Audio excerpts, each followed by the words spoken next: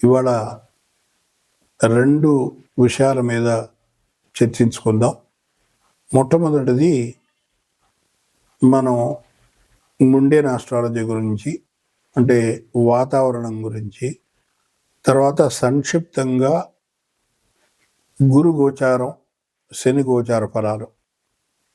ఇప్పుడు మొట్టమొదటిగా రవి ఆరుద్ర ప్రవేశం గురించి, తద్వారా మనకి వర్షపాతం దేశంలో ఎక్కడెక్కడ ఏ విధంగా పడుతుంది అనేటువంటి విషయాన్ని మనం జ్యోతిష శాస్త్రం ద్వారా చెప్పచ్చు అనేటువంటిది చాలా చాలా చాలా కొద్ది మందికి మాత్రమే తెలుసు. దీని యొక్క ప్రాచుర్యం లేకపోవడం కొంత మీడియా కూడా బాధ్యత వహించాలి. ఎందుకంటే ఈ నైరుతి ఋతుపవనాలంటే వర్షపాతం, వర్షం ఉంటేనే వ్యవసాయం, వ్యవసాయం ఉంటేనే పంటలు, పంటలు ఉంటేనే అభివృద్ధి. దానివల్ల దేశం యొక్క ప్రగతి సాధన ఉంటుంది. ఎందుకంటే రైతు పండించేటువంటి పంటలు అమ్మి తద్వారా వచ్చేటువంటి డబ్బుతోటి అతని యొక్క జీవనం సాగిస్తాడు. అదేవిధంగా ఈ నైరుతి ఋతుపవనాలు పడడం మూలంగా మనకి ఈ ఏదైతే ప్రోడక్ట్ అంటే వరి కానీ, గోధుమలు కానీ, ఇంకేవైనా కానీ ఈ పంటలు పండడం మూలంగా ఎంత అభివృద్ధి ఉంటుంది అనేటువంటిది అంచనా వేసుకోగలిగితే దానికి మనం ఏ విధమైనటువంటి చర్యలు చేపట్టాలనేటువంటిది గవర్నమెంట్ సులువుగా చేపట్టడానికి ఇది ఒక అవకాశం. అలాగే నేషనల్ ఎకానమీ అంటే దేశ ఆర్థిక పరిస్థితి కూడా నైరుతి ఋతుపవనాల మీదే ఉంటుంది. ఏంటంటే వ్యవసాయం అంటున్నారు, నైరుతి ఋతుపవనాలు అంటున్నాడు, కెమెరామన్ నా వైపు చూస్తున్నాడు. ఇక్కడ ఏంటంటే కారణం, ఇప్పుడు నదులు, రిజర్వాయర్లు వర్షాలు పడి ఫుల్గా ఓవర్ఫ్లో అవుతాయి, అంటే పొంగి ప్రవహిస్తాయి. ఇవి పొంగి ప్రవహించినప్పుడు ఎక్కడ చోటు దొరికితే అక్కడ ప్రవహిస్తాయి. అంటే ఏంటి అర్థం? వరదలు రావడం, మనం మామూలుగా చెప్పుకునేటువంటి భాషలు. ఈ వరదలు వచ్చినప్పుడు పంటలన్నీ పోతాయి. మన చిన్న చిన్న ఇళ్ళు కట్టుకున్నటువంటి వాళ్ళు, ఆధారపడేటువంటి వాళ్ళందరూ కూడా నిరాశ్రయులు అవుతారు. ఇంత బీభత్సం జరుగుతుంది. తుఫాన్లు ఆంధ్రప్రదేశ్ ముఖ్యంగా ఈస్ట్ కోస్ట్ లో ఉండేటువంటి మ్యాక్సిమం ఫలదాయకమైనటువంటి పంటలు పండేటువంటి పొలాలు కూడా దెబ్బతినేటువంటి అవకాశం ఉంటుంది. కాబట్టి దీని యొక్క ప్రాశస్త్యాన్ని ఇంకా అభివృద్ధి చేయాలి, దీన్ని ఇంకా తీసుకురావాలని మీడియా వారిని నేను సవినయంగా కోరుకుంటున్నాను. ఇంకొకటి ఏంటంటే, ఈ నైరుతి ఋతుపవనాన్ని అనేక విధాలుగా మనం దీన్ని పరిశీలించాలి. ఏదో ఒకసారి చెప్పడానికి కుదరదు. ఇది అంచెలంచెలుగా చెప్పుకుంటూ రావాలి.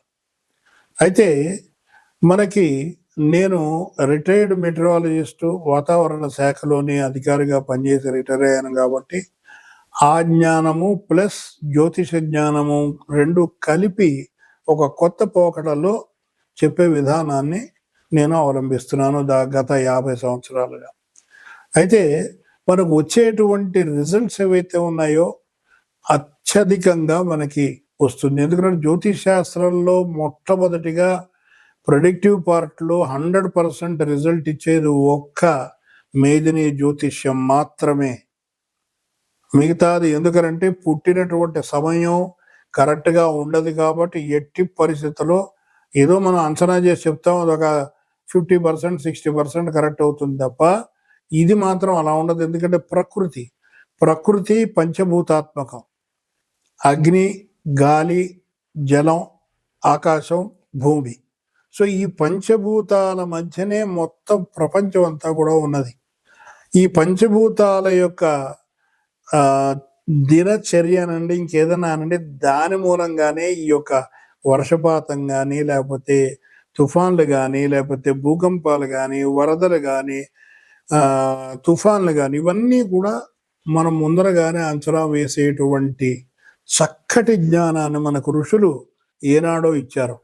దీనికి ఏమిటంటే సరి అయినటువంటి పోషణ లేక దీని మీద బతికేటువంటి జ్యోతిష్యులు ఎవరైతే ఉన్నారో వాళ్ళు దీన్ని పక్కన వదిలేసి వాళ్ళ జీవన భృతి కోసం మామూలు జ్యోతిష్యం మీద రావడం జరిగింది. కానీ ఒక జ్యోతిషవేత్తగా, ఒక మెటీరియాలజిస్ట్గా దీనికి ఉన్నటువంటి వెయిటేజీ ఇంకా దేనికి లేదని సవినయంగా నేను మీ ఛానల్ వారికి, అన్ని ఛానల్ వాళ్ళకి కూడా చెప్పుకుంటున్నాను. ఇకపోతే మొన్నను 22 జూన్ మధ్యాహ్నం 2:49 రవి ఆరుద్ర ప్రవేశం చేశాడు. తత్కాల లగ్నం వాయుతత్వ లగ్నం అయినటువంటి తుల. 5 రాహువు, అలాగే 6 శని, తర్వాత వరుణుడు అంటే నెప్ట్యూన్, వీళ్ళిద్దరూ కలిసి యుతి చెంది ఉన్నారు. అలాగే సప్తమ భావంలో చంద్ర శుక్రులు యుతి చెంది ఉన్నారు. ఇది అగ్నితత్వ రాశి. తర్వాత యురానస్ అంటే ఇంద్రుడు. ఈ ఇంద్రుడు భూతత్వ రాశిలో ఉన్నాడు. నెక్స్ట్ రవి, బుధ, గురు, ఈ ముగ్గురు వాయుతత్వ రాశి అయినటువంటి మిథునంలో ఉన్నారు. సో ఈ వాయుతత్వ రాశిలో ఈ ముగ్గురు ఉన్నారు కాబట్టి బుధుడు మన మెటీరియాలజీకి కారకుడు. అంటే వాతావరణం మొత్తం అంతా కంట్రోల్ ఆయనే. అసలు మెటీరియాలజీ అంటేనే బుధుడు. అలాగే కుజకేతువులు సింహంలో ఉన్నారు. ఇప్పుడు మనం చూసుకున్నట్టయితే వర్షం అంటే నీరు, నీరు అంటే మనం అవి 2 పదార్థాలు, 2 వాయువులు కలిస్తే ఏర్పడుతుంది. ఇలాగా hydrogen plus oxygen is equal to water, నీరు. అంటే ఈ ఆక్సిజను హైడ్రోజన్ 2 కలవడానికి, కలిసి నీరుగా ఏర్పడడానికి కొంత శక్తి ప్రకృతిలోంచి వస్తుంది. ఆ ప్రకృతి నీరుగా మారుతోంది. ఈ విధంగా నీరు మనకి వర్ష రూపంలో వస్తుంది. సరే, ఇప్పుడు ఆలోచించుకున్నట్టయితే ఇక్కడ ప్రాణప్రదాత నిరంతరము మనకి ప్రత్యక్ష సాక్షి అయినటువంటి సూర్య భగవానుడు భూతలం మీద ఉండేటువంటి నీటి ఆవిరంతా కూడా ఆకాశంలోకి తీసుకుపోయి దానిని వర్ష రూపంలో తీసుకొస్తున్నాడు. అయితే ఈయన చేసేటువంటి కర్మఫలం అనేటువంటిది బాగుంది. ఎందుకంటే ఆయన నిత్యం ఆయన దైవజ్ఞుడు కాబట్టి, దేవుడే కాబట్టి, మనం నిత్యం ఆయన ఆరాధిస్తున్నాం కాబట్టి ఆయన మనకి మంచే చేస్తాడు, అందులో సందేహమే లేదు. అలాగనే సమయం అంటేనే రవి అంటేనే సమయం. ఇక్కడ మనం చూడవలసింది ఏమిటంటే ముఖ్యంగా జలగ్రహాలు, జలతత్వ రాశులు చాలా ఇంపార్టెంట్ రోల్ ప్లే చేస్తాయి. ఇక్కడ మనం చూసినట్టయితే రవి ఆరుద్ర ప్రవేశం నాడు జల్లులు పడ్డాయి. పెద్ద వర్షమే ఓవర్గా పడలేదు. ఒకవేళ పడి ఉంటే సముద్ర తీర ప్రాంతాల్లో పడి ఉండొచ్చు. మద్రాసు, తర్వాత కేరళ, తదితర ప్రాంతాల్లో. మన మామూలు పీఠభూముల్లో కానీ మామూలు భూముల మీదుగా చూసుకున్నట్టయితే కనుక ఓ మాదిరి వర్షం కురిసిందని చెప్పచ్చు. అంటే just average, below normal to normal వర్షమే ఉంటుంది ఈ ఋతుపవనాల్లో. అయితే నైరుతి ఋతుపవనాలు ఎందుకు పేరు వచ్చింది అంటే నైరుతి నుంచి వీస్తున్నాయి కాబట్టి. ఇవి కేరళ తీర ప్రాంతాన్ని తాకి దినదినాభివృద్ధి చెందుతూ జూలై 15 అయ్యేసరికి హిమాలయాల యొక్క పాదాలను తాకి అవి ఈశాన్య ఋతుపవనాలుగా తిరిగి కిందకు వస్తాయి. అయితే చూడండి, మనకి భగవంతుడు భూతలాన్ని కూడా అనుకూలంగా ఏర్పాటు చేశాడు. ఎందుకనంటే ఈ నైరుతి ఋతుపవనాలు వెళ్ళేటప్పుడు 2 పాయల కింద చేరిపోయి, ఒక పాయ అరేబియా సముద్రం మీదుగా జలాన్ని తీసుకుంటూ మేఘాలు వర్షించుకుంటూ ఆ మొత్తం కోస్ట్ అంతా కూడా, వెస్ట్ కోస్ట్, ఆ దగ్గర ఉన్నటువంటి ప్రాంతం అంతా కూడా గుజరాత్ మీదుగా వెళ్ళిపోతుంది.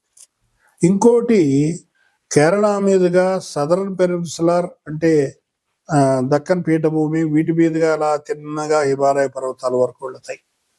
ఇవి 2 అక్కడ తాకి మళ్ళీ వెనక్కి వస్తాయి. ఈ వెనక్కి వచ్చేటప్పుడు కొన్ని చోట్ల, ముందరికి వెళ్ళేటప్పుడు కొన్ని చోట్ల న్యాయం చూకూర్చే విధంగా భగవంతుడి యొక్క సృష్టి. అయితే మానవుడు చేసినటువంటి తప్పిదము ఇప్పుడు మనకి కళ్ళకి కట్టినట్టుగా కనబడుతోంది. ఏమిటి? అడవులు కొట్టేయడం. తద్వారా మనకి వర్షం యొక్క పోకడ తగ్గిపోవడం. తర్వాత ఎక్కడైతే చెట్లు ఉన్నాయో చెట్లన్నీ కొట్టేసి 30 అంతస్తులు 40 అంతస్తులు భవనాన్ని నిర్మించి భూమి లోపల ఉన్నటువంటి నీరుని అంతటినీ కూడా తోడేసి మన ఉపయోగం కోసం వాడుకుంటున్నప్పుడు మనకు ప్రకృతి ఇచ్చినటువంటి సంపదను నాశనం చేసినట్ట కాదా? ఇప్పుడు ఇంతకంటే ఘోరమైనటువంటి పరిస్థితి రాబోతుంది ఇక త్వరలో. ఇక్కడ మనం చూసింది ఆలోచిస్తే గనక జూన్లో బ్రహ్మాండమైన వర్షం కొట్టి ఈ పాటికి మంచి ఎరువక అయ్యి మంచి ఫలసాయం మీద ఉండాలి. కానీ కొన్ని చోట్ల పడ్డది, కొన్ని చోట్ల ఎక్కువగా పడ్డది, కొన్ని చోట్ల అసలు పడలా. ఇప్పుడు మనం ఇక్కడ ఆలోచించినట్టయితే పంచమం ఎప్పుడు గర్భస్థానము అంటే పుత్రస్థానము అంటే నీరు. అక్కడ కుజుడు కేతు ఇద్దరు కలిశారు కాబట్టి మేఘబాల గర్భం అనేటువంటిది అది ముక్కలైంది అని చెప్పచ్చు. అంటే అర్థం ఏమిటనమాట, ఇక్కడ అబార్షన్ అనేటువంటి పదాన్ని ఉపయోగిస్తాం. ఇక్కడ మీనింగ్ ఏమిటంటే ఏదైతే మాస్ ఉందో ఆ మాసు ముక్కలైపోయి ఏవో కొన్ని మేఘాలు మాత్రమే గాలికి నెట్టబడి వర్ష రూపంలో కొన్ని చోట్ల పడుతున్నాయి. ఇక్కడ ముఖ్యంగా చూస్తే అగ్నితత్వ రాశిలో ఉన్నారు కుజుడు కేతు. కుజుడేమో కేతువు నక్షత్రంలో, కేతువేమో రవి నక్షత్రంలో, రవి వాయుతత్వమైనటువంటి మిథునంలో బుధుడితోటి అలాగే విస్తృత కారకుడైనటువంటి గురువుతోటి వాయుతత్వ రాశిలో ఉండడం మూలంగా విస్తృతమైనటువంటి గాలు వీచాయి. అది మీరు ప్రతి చోట అడిగి తెలుసుకోవచ్చు. దీన్ని మేము ముందరే పరిశీలించి దీని మీద వ్యాసాలు రాయడం, రీసెర్చ్ చేయడం జరిగింది. అయితే దీని యొక్క సమసప్తక దృష్టి అగ్నితత్వ రాశి అయినటువంటి ధనస్సు మీద ఉండడం మూలంగా కొన్ని చోట్ల ఉష్ణోగ్రతలు ఎక్కువగా ఉండడం, కొన్ని చోట్ల వర్షాలు చల్లగా అలాగా వేరియేషన్స్. ఇది ఒక్క జ్యోతిష్ శాస్త్రం ద్వారా చెప్పగలుగుతావు తప్ప మీకు ఏ మోడల్స్లోనూ రాదు. వచ్చిన తర్వాత మనం ఏదో చెప్తాం తప్పించి ఒక్క జ్యోతిష్ శాస్త్రంలోనే ఇంత చక్కగా ఖచ్చితంగా చెప్పచ్చు. ఇకపోతే ఈ పంచభూతాల్లో వాయువు యొక్క డామినేషన్ ఎక్కువైంది. ఎందుకని అంటే ప్రధాన గ్రహాలైనటువంటి రవి, బుధుడు, గురువు వాయుతత్వ రాశిలో ఉండడం, అలాగే రాహువు గురువు యొక్క నక్షత్రంలో ఉండి కుంభం మళ్ళా అదొక వాయుతత్వ రాశిలో ఉండడం, ఈ రాహువుని కుజుడు చూడడం, అలాగే కుజుడు యొక్క అష్టమ దృష్టి జలరాశిలో ఉన్నటువంటి శని మీద అలాగే వరుణుడి మీద ఉండడము. అంటే నీటి యొక్క సరఫరా అనేటువంటిది తగ్గిపోయింది, గాలి యొక్క స్పీడ్ పెరిగింది అని మనం ఖచ్చితంగా చెప్పచ్చు. సో దీనివల్ల ఏమవుతుంది, మనకి ఎక్కడైతే పడవలసినటువంటి వర్షం ఏదైతే ఉందో ఆ వర్షం సరిగ్గా పట్టలేదు.